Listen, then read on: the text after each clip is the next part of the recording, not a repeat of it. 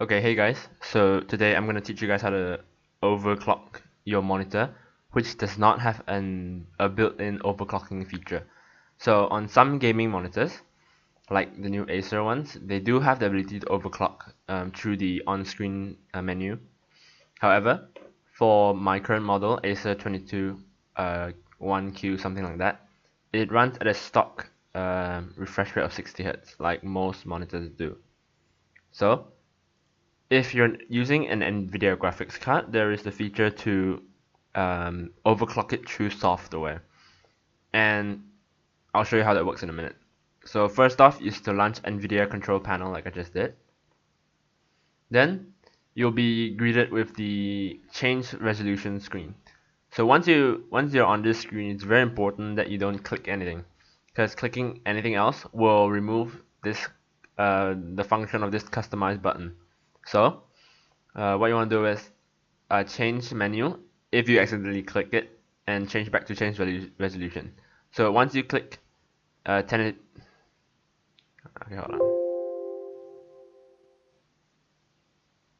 Okay, so this custom option shouldn't be here if you're doing this for the first time. I've already done it, so I'll just show you how to do it again.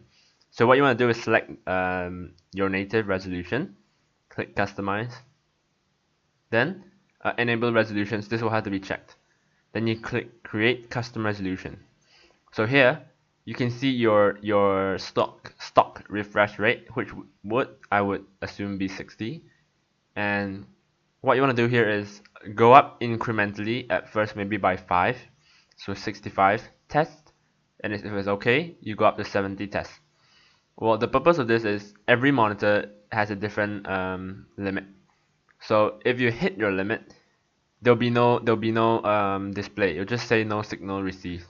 So that's why you have the test button. After 15 seconds, it will revert back. Then you try to lower it. So let's say if you're going by increments of 5 and you black out at 75, then you start from 71, 72, 73 until you hit sweet spot. For me, I already know it's 74 since I've tested this before, and I'll test that. Okay, see, it already exists because I've already made that. So all you do is click test, then you click accept, then it'll create the new one. So now here's my custom one at 74 Hz. Now I've seen people online saying that this doesn't really work because once you go full screen in a game, it'll drop back down to 60, and that hasn't happened for me yet. So once I change it to 74 Hz, even if I go in a game like Paladins and enable VSync or Fast Sync, my FPS is kept at 74 instead of 60, which is what it would be if it would drop back to 60. So I've also got I can also check on my OSD, on my on-screen menu, on-screen display for my monitor, to prove that it is 74 Hz while running in full screen. So I'll show you that now. Okay, here I've jumped into Paladin's full screen, and the reason I'm showing this on a hand cam is because you can't see the monitor menu with a screen recording app. So here I've shown you that VSync is enabled, and I am in full screen mode, not windowed mode.